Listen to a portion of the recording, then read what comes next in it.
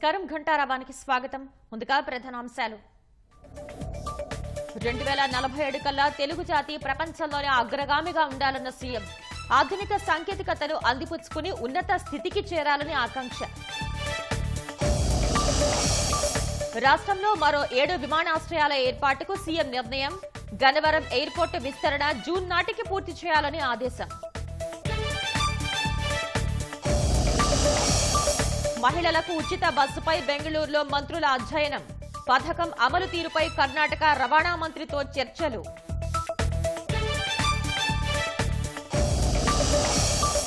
Operation బుడమేరుపై మంత్రులు నిమ్మల, నారాయణ కసరత్తు. వరదల నియంత్రణకు కేంద్రం సహకారం కోరతామని వెల్లడి. విశాఖ కేంద్ర కారాగారంలో మరోసారి సెల్ ఫోన్ కలకలం. స్టోర్ రూమ్ లో ఫ్లోరింగ్ మార్బుల్ కింద గుర్తింపు.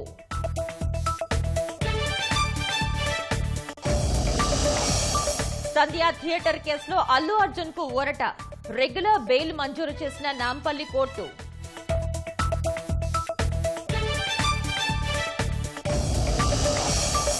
దేశ రాజధానిని 10 ఏళ్లుగా ఆపు గుప్పిట్లోకి తీసుకుందన్న ప్రధాని. విద్యా మద్యం కాంట్రాక్టుల్లో అవినీతికి పాల్పడిందని విమర్శలు.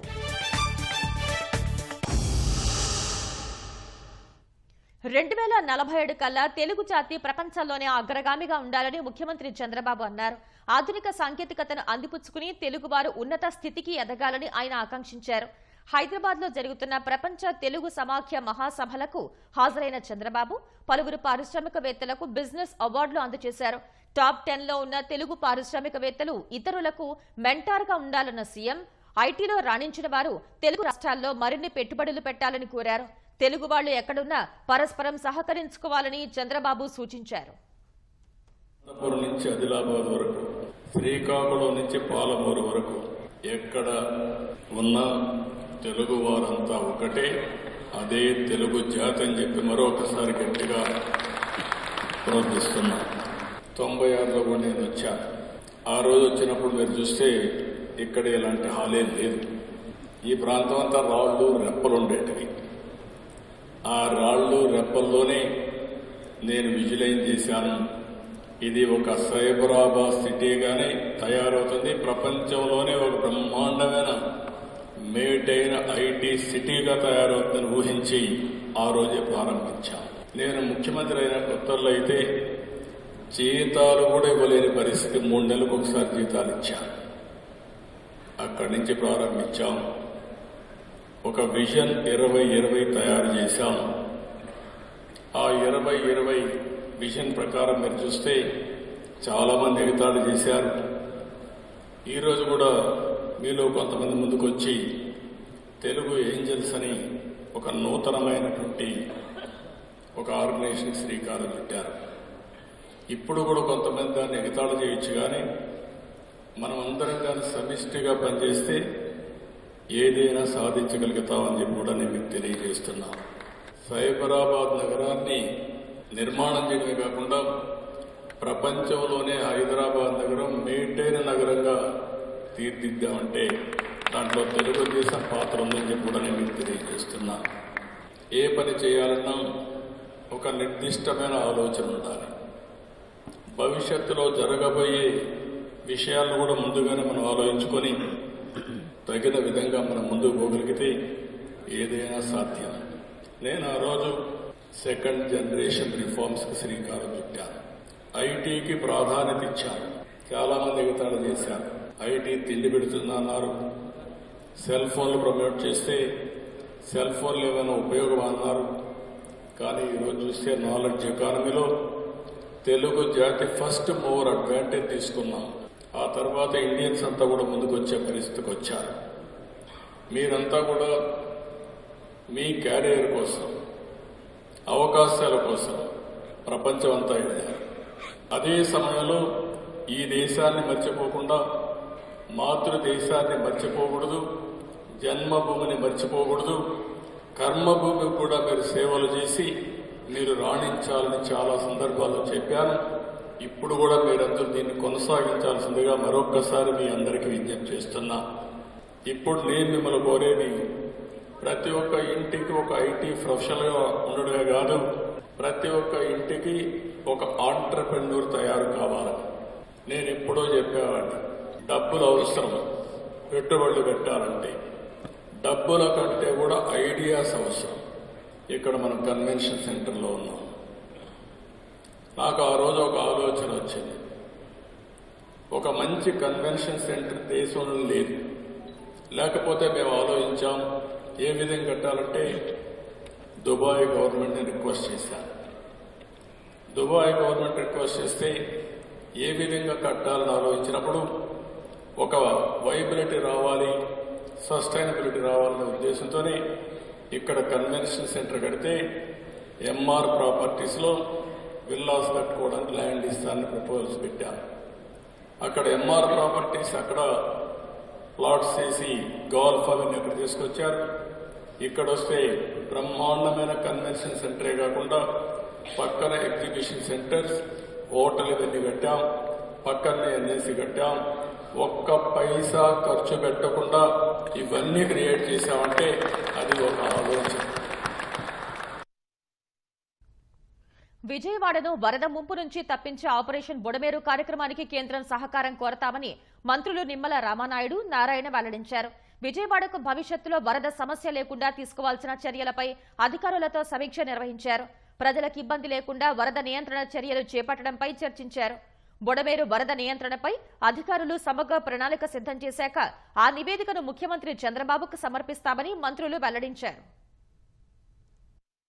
సెప్టెంబర్లో బుడమేరు ఉధృతికి అతలాకుతలమైన బెజవాడ వాసులకు భవిష్యత్తులో అలాంటి ఇబ్బందులు తలెత్తకుండా ఆపరేషన్ బుడమేరుపై ప్రణాళికలు సిద్ధం చేస్తున్నట్లు మంత్రి నిమ్మల రామానాయుడు చెప్పారు. విజయవాడ ఇరిగేషన్ క్యాంపు కార్యాలయంలో మంత్రి నారాయణ సంబంధిత అధికారులతో కలిసి ప్రధానంగా 5 అంశాలపై నిమ్మల సమీక్ష నిర్వహించారు. బుడమేరు డైవర్షన్ ఛానల్ సామర్థ్యాన్ని 17,500 నుంచి 37,500 క్యూసెక్కులకు పెంచాలని నిర్ణయించినట్లు తెలిపారు. వెలగలేరు నుంచి కొల్లేరు వరకు ఓల్డ్ ఛానల్ సామర్థ్యాన్ని 5,000 లేదా 10,000 క్యూసెక్కులకు పెంచేలా 2 ప్రతిపాదనలు సిద్ధం చేస్తున్నామన్నారు. బుడమేరు పాత కాలువ సామర్థ్యాన్ని పెంచడం సహా దానికి సమాంతరంగా కొత్త కాలువ తవ్వేందుకు అంచనాలు తయారు చేయాలని అధికారులను ఆదేశించినట్లు చెప్పారు. కొల్లేరు ఉప్పుటేరు మార్గాన్ని వెడల్పు చేయడం మరొక కార్యాచరణగా నిర్ణయించామన్నారు. రాష్ట్ర ఆర్థిక పరిస్థితి దృష్ట్యా ఆపరేషన్ బుడమేరు కార్యక్రమానికి కేంద్ర సహకారం కూడా కోరతామని స్పష్టం చేశారు. బుడమేరు వరదలు విజయవాడను ముంచెత్తడానికి వైసీపీ నిర్లక్ష్యమే కారణమని మంత్రి నిమ్మల ఆగ్రహం వ్యక్తం చేశారు.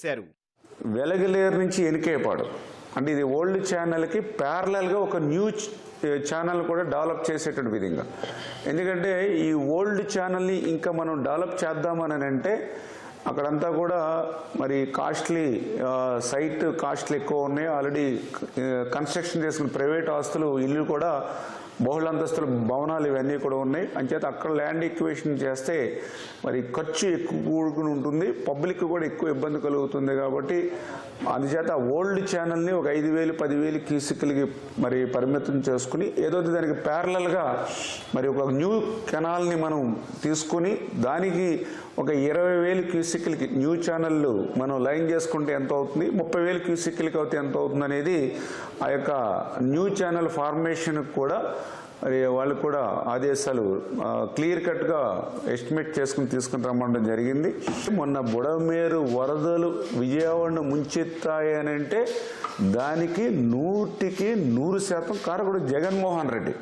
ఎందుకంటే చంద్రబాబు నాయుడు గారు ఆయన ముందు చూపుతోటి 2014లో ఆ డైవర్షన్ ఛానల్ 17,500 నుంచి 37,500 పెంచడానికి ఆ రోజు 464 కోట్ల రూపాయలు ఆయన నిధులు కేటాయించారు.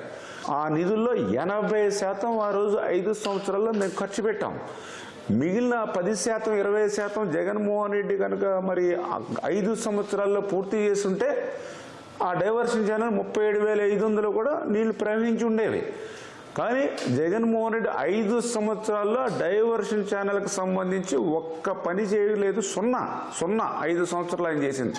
ఇవన్నీ కూడా కేంద్రం దృష్టికి తీసుకెళ్ళి ఏదైనా డిజాస్టర్ మేనేజ్మెంట్లో మనం చేయడానికి ఎట్లా చేయాలి ఏంటనేది కూడా ముఖ్యమంత్రి గారు ఆలోచన చేస్తామని చెప్పారు. దానిలో భాగంగానే ఈరోజు ఈ యొక్క రివ్యూ తీసుకుని నిర్ణయాల మీద మేము డిస్కషన్ చేయడం జరిగిందని చెప్పి తెలియజేస్తూ ఉన్నాం.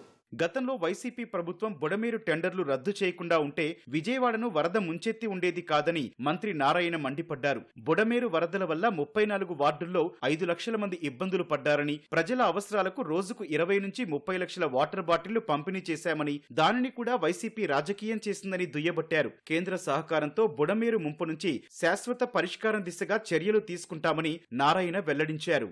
గత ప్రభుత్వం ఆ డైవర్షన్ ఛానల్ ఏదైతే ఉందో దాన్ని 35,500 క్యూసెక్లు కానీ చేసుంటే వాటర్ వెళ్ళిపోయేది, అది వచ్చి మున్సిపల్ కార్పొరేషన్ ఏరియా మీద పడి ఉండేది కాదు.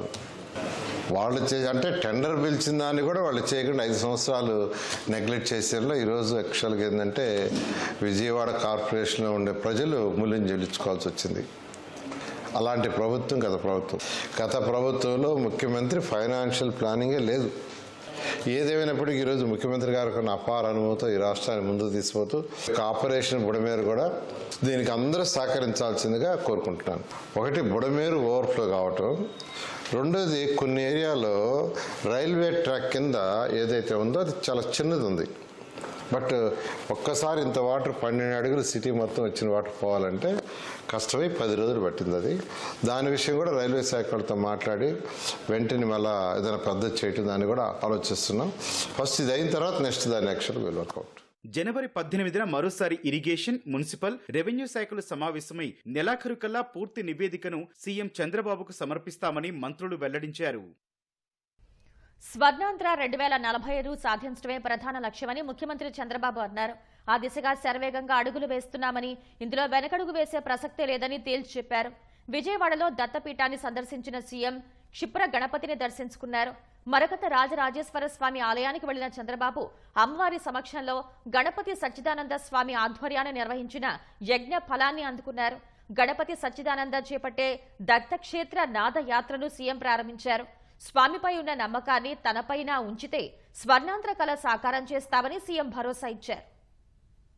కూడా యథార్థాన్ని చెప్పే పరిస్థితిలో ఉండాలి. స్పిరిచువాలిటీ కూడా మనకు ఉండాల్సిన అవసరం ఉంది. అదే సమయంలో భగవంతుడు ఆశీస్సులు కూడా మనకు ఉండాల్సిన అవసరం ఉంది. ఆ భగవంతుడికి దగ్గర చేర్చే వ్యక్తే మన పూజ్యశ్రీ స్వామీజీ అని చెప్పి కూడా నేను మీకు తెలియజేస్తున్నా.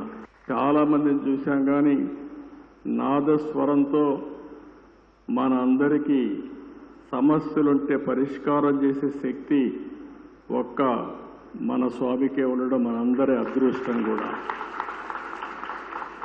ఈరోజు మళ్ళీ నేను అన్ని క్షేత్రాలు తిరుగుతానని 53 రోజులు ఈ రాష్ట్రంలో ఉన్నారంటే వారు ఇక్కడ ఉన్నంత వరకు అన్నీ కూడా మనకు శుభమే జరుగుతుంది.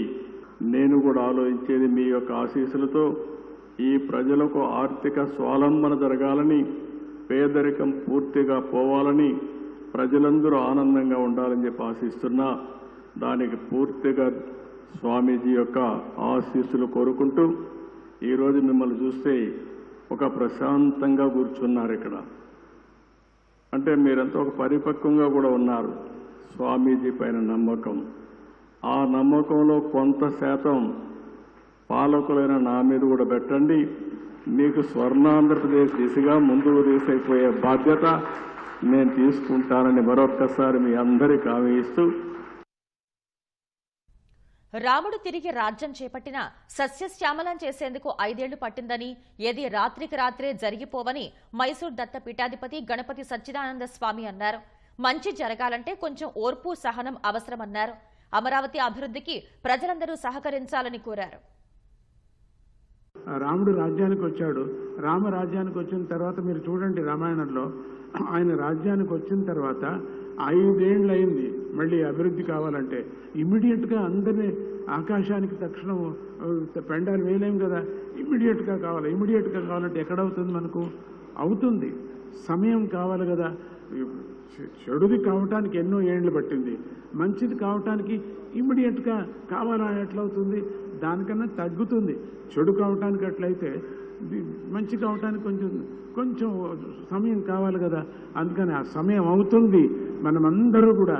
అందరూ దానికి సహాయ హస్తలుగా మనం అందరూ అందిస్తాం అని చెప్పి ఈ యొక్క పెద్ద యజ్ఞం చేస్తున్నారు ఆయన. మనసులో చాలా పెద్ద యజ్ఞం. ఏదో ఒక అమరావతిని మనకు అమరావతి అనేటువంటిది ప్రారంభంలో నేను సంతోషపడ్డాను, అమరావతి మనకు వచ్చిందని. మళ్ళీ అమరావతి మనకు వచ్చేసింది. అమరావతిలో మనం ఉంటున్నాము, అమరావతి అని చెప్పుకుంటున్నాం. మనం ఇంతవరకు నేను విజయవాడ అనుకుంటుంటే అడిగారు అమెరికాలో కూడా మీ రాజ్యం ఏది అని. విజయవాడ. ఏం చెప్తా నేను ఇప్పుడు చెప్తాను, నేను అమరావతి అని చెప్తాను. నేను రాజ్యం నేను చెప్పుకుంటాను, నా అమరావతి నేను చెప్తాను. అటువంటిది అమరావతి అంటే ఇంద్రలోకము అన్నమాట. అటువంటి స్వప్నాన్ని చూసి ఇప్పుడు చేయటానికి ప్రారంభం చేసుకున్నారు. మహిళలకు ఉచిత బస్ అమలుపై అధ్యయనం కోసం మంత్రివర్గ ఉపసంఘం కర్ణాటకలో పర్యటించింది. బెంగళూరులో కర్ణాటక రవాణా శాఖ మంత్రి రామలింగారెడ్డితో పాటు కేఎస్ఆర్టీసీ అధికారులతో మంత్రులు రాంప్రసాద్ రెడ్డి, అనిత, గుమ్మడి సంధ్యారాణి సమావేశమయ్యారు. కర్ణాటకలో మహిళలకు ఉచిత బస్సు పథకం అమలు విధానాలను తెలుసుకున్నారు. ఈ విధానంతో మహిళా ప్రయాణికులకు కలుగుతున్న సౌకర్యం, లబ్ధిపై బస్సుల్లో తిరిగి వివరాలు సేకరించారు. ఏఐ, రోబోటిక్స్ వంటి అధునాతన సాంకేతిక రంగాల్లో అంతర్జాతీయంగా వస్తున్న మార్పులపై విద్యార్థుల్లో అవగాహన కల్పించేందుకు ప్రభుత్వం ముందడుగు వేసింది. ఇన్ఫోసిస్ సహకారంతో రూపొందిన AP maker lab on wheels నమూనా వాహనాన్ని మంగళగిరిలో అందుబాటులోకి తెచ్చింది. ఈ వాహనాన్ని మంత్రి నారా లోకేష్ పరిశీలించారు. పైలట్ ప్రాజెక్టు కింద మంగళగిరి స్కూల్ విద్యార్థులకు అవగాహన కల్పిస్తుంది. పరివర్తనాత్మక నైపుణ్య అవకాశాలను విద్యార్థులకు అందించే కార్యక్రమంలో ఇన్ఫోసిస్ భాగస్వామి కావటాన్ని లోకేష్ అభినందించారు. ఇందుకోసం 5 కోట్ల రూపాయలతో ల్యాబ్తో కూడిన బస్ను ఇన్ఫోసిస్ ఏర్పాటు చేసింది. రోజు 20 మంది విద్యార్థులతో కూడిన 4 బ్యాచ్లకు అవగాహన కల్పించాలి అన్నది లక్ష్యమని ఇన్ఫోసిస్ ప్రతినిధులు తెలిపారు. రాష్ట్రంలో కొత్తగా మరో 7 విమానాశ్రయాలు రానున్నాయి. పెరుగుతున్న అవసరాలకు అనుగుణంగా ఈ ఎయిర్పోర్ట్ల నిర్మాణానికి ప్రభుత్వం ప్రణాళికలు రూపొందించింది. విమానాశ్రయాల నిర్మాణంపై సమీక్ష నిర్వహించిన ముఖ్యమంత్రి వీలైనంత త్వరగా అందుబాటులోకి తెస్తే రాష్ట్రాభివృద్ధికి ఉపయోగకరంగా ఉంటుందన్నారు.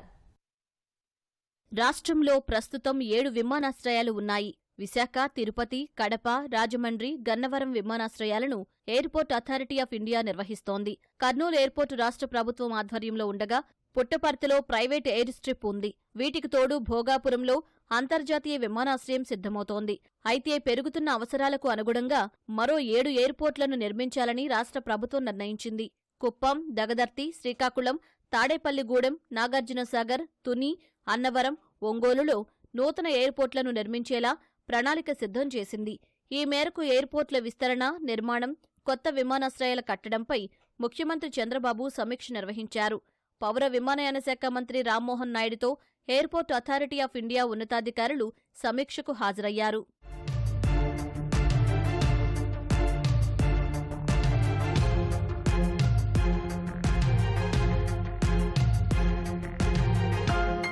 కుప్పం ఎయిర్పోర్ట్ ఫీజిబిలిటీ రిపోర్టు సిద్ధం చేశారు. మొదటి దశలో 683 ఎకరాలు, రెండో దశలో 567 ఎకరాలు కలిపి మొత్తం 1250 ఎకరాల స్థలాన్ని ఇప్పటికే గుర్తించారు.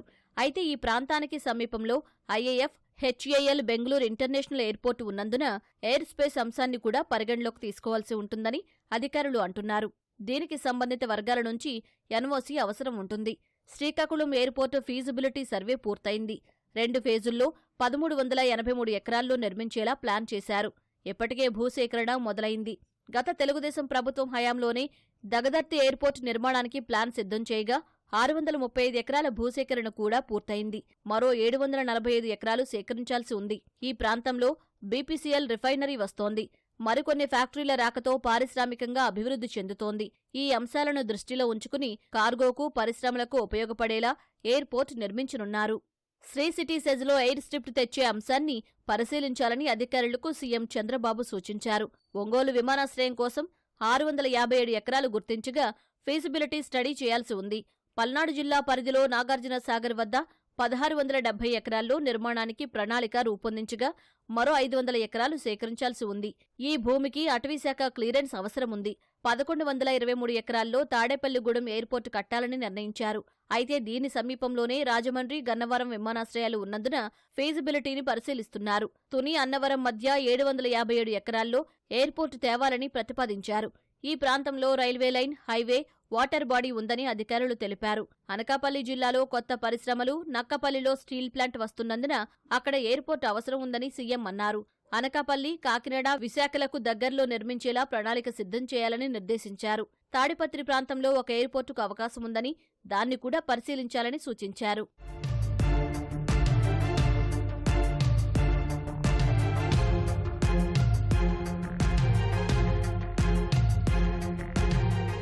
గన్నవరం విమానాశ్రయ విస్తరణ పనులపై అధికారులు ప్రజెంటేషన్ ఇచ్చారు. కూచిపూడి నృత్యం, అమరావతి స్తూపాల థీమ్తో టెర్మినల్ కొత్త డిజైన్లు సిద్ధం చేశారు. జూన్ నాటికి పనులు పూర్తి చేయాలని సీఎం ఆదేశాలు ఇచ్చారు. భోగాపురం విమానాశ్రయ పనుల పురోగతిని అధికారులు వివరించారు. ఏవియేషన్ యూనివర్సిటీ, ట్రైనింగ్ సెంటర్ ఏర్పాటు చేస్తామని అధికారులు తెలిపారు. భవిష్యత్తులో ఎయిర్పోర్టుల్లో ప్రైవేట్ ఫ్లైట్స్ పార్కింగ్ అవసరాలు పెరుగుతాయని, ఆయా అవసరాలను దృష్టిలో ఉంచుకుని నిర్మాణాలు చేపట్టాలని సీఎం సూచనలు చేశారు.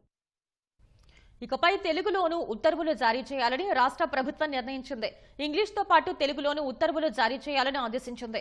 తొలుత ఇంగ్లీష్లో ఉత్తర్వులు జారీ చేసి ఆన్లైన్లో అప్లోడ్ చేయాలని, ఆ తర్వాత 2 రోజుల్లోగా తెలుగులోనూ అదే ఉత్తర్వులు ఇచ్చేలా చర్యలు చేపట్టాలని నిర్దేశించింది. ఈ మేరకు ప్రభుత్వ శాఖలకు సాధారణ పరిపాలనా శాఖ స్పష్టమైన ఆదేశాలు ఇచ్చింది. ఉత్తర్వుల అనువాదానికి డైరెక్టర్ ఆఫ్ ట్రాన్స్లేషన్ సేవలు ఉపయోగించుకోవాలంటూ జీఏడీ ముఖ్య కార్యదర్శి సురేష్ కుమార్ ఉత్తర్వుల్లో పేర్కొన్నారు. విశాఖ కేంద్ర కారాగారంలో మరోమారు సెల్ ఫోన్ దొరకటం కలకలం రేపింది. నర్మదా బ్లాక్ వద్ద స్టోర్ రూమ్ ఎదురుగా ఉన్న గచ్చులో సెల్ ఫోన్ పాతిపెట్టి దానిపై పలక పెట్టారు. అనుమానంతో అధికారులు గోతిని పరిశీలించగా mobile బయటపడిందని jail superintendent Mahesh Babu తెలిపారు. 2024 డిసెంబర్ 31న చేసిన తనిఖీల్లో 2 సెల్ ఫోన్లు పూల కుండీల కింద గోతిలో దాచిపెట్టారు. వాటిని అధికారులు స్వాధీనం చేసుకున్నారు. జైల్లో సెల్ ఫోన్లు దొరకటంపై ఆరిలోవ పోలీస్ స్టేషన్లో అధికారులు ఫిర్యాదు చేశారు. నగర పోలీస్ కమిషనర్ శంకబ్రత బాగ్చి దీనిపై దర్యాప్తు చేస్తున్నారు. ఈ సమయంలోనే మరో సెల్ ఫోన్ బయటపడటం కలకలం రేపింది.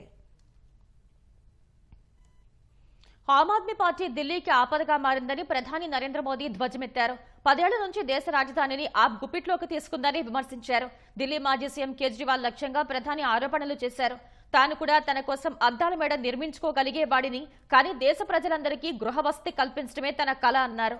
ఢిల్లీలో వరల్డ్ ట్రేడ్ సెంటర్ను ప్రారంభించడంతో పాటు జేజే క్లస్టర్స్ నిర్వాసితులకు 1675 ప్లాట్లు అందించారు. అనంతరం జరిగిన సభలో ప్రసంగించిన ప్రధాని మోదీ ఆప్ పాలన ఇంకా కొనసాగితే ఢిల్లీ పరిస్థితి మరింత దారుణంగా మారుతుందని ఆందోళన వ్యక్తం చేశారు. ఒకవైపు కేంద్ర ప్రభుత్వం ఎన్నో ప్రయత్నాలు చేస్తుంటే ఆప్ మాత్రం అసత్యాలు ప్రచారం చేస్తోందని మండిపడ్డారు. పాఠశాల విద్య, కాలుష్య సమస్య పరిష్కారంతో పాటు మద్యం కాంట్రాక్టుల్లో ఆప్ అవినీతికి పాల్పడినట్లు ప్రధాని ఆరోపించారు. వచ్చే ఎన్నికల్లో ఆప్ను ఓడించి బీజేపీని గెలిపించాలని ప్రధాని మోదీ కోరారు. इतने सारे हाईवे बन रहे हैं, एक्सप्रेस वे बन रहे हैं, ये भी इसलिए बन पा रहा है क्योंकि इसमें आपदा की दखल नहीं है. आपदा वाले दिल्ली को सिर्फ समस्याएं दे सकते हैं, वहीं भाजपा दिल्ली के लोगों की समस्याओं का समाधान करने में जुटी. 2 दिन पहले ही हमारे दिल्ली के हमारे सांसद ने यहां की ट्रैफिक की समस्या को दूर करने के लिए अहम सुझाव भारत सरकार को दिए हैं. इन सुझावों को भारत सरकार ने मान लिया है. इनसे आने वाले समय में दिल्ली में ट्रैफिक की समस्या का समाधान होगा. సంధ్యా థియేటర్ తొక్కిసలాట కేసులో సినీ నటుడు అల్లు అర్జున్ కు నాంపల్లి కోర్టు షరతులతో కూడిన బెయిల్ మంజూరు చేసింది. ప్రతి ఆదివారం చికటపల్లి పోలీసుల ముందు విచారణకు హాజరు కావాలని ఆదేశించింది. 50,000 రూపాయల 2 షూరిటీలు సమర్పించాలని, సాక్షుల్ని ప్రభావితం చేయవద్దని నిర్దేశించింది. సంధ్యా థియేటర్ తొక్కిసలాట ఘటనలో పోలీసులు ఇటీవల అల్లు అర్జున్ అరెస్ట్ చేయగా హైకోర్టు మధ్యంతర బెయిల్ మంజూరు చేయడంతో ఆయన జైలు నుంచి విడుదలయ్యారు. మరోవైపు నాంపల్లి న్యాయస్థానం 14 రోజుల జ్యుడిషియల్ రిమాండ్ విధించింది. ఈ నెల 27న రిమాండ్ ముగియగా అదే రోజు ఆయన వర్చువల్ గా కోర్టుకు హాజరయ్యారు. అప్పుడే అల్లు అర్జున్ తరపు న్యాయవాదులు బెయిల్ పిటిషన్ దాఖలు చేశారు. ఈ కేసులో బెయిల్ ఇవ్వద్దంటూ చికటపల్లి పోలీసులు కౌంటర్ దాఖలు చేయగా అల్లు అర్జున్ తరపు న్యాయవాదులు బెయిల్ మంజూరు చేయాలంటూ వాదనలు వినిపించారు. ఇరుపక్షాల వాదనలను ముగించిన కోర్టు ఇవాళ బెయిల్ ఇస్తూ తీర్పు వెలువరించింది.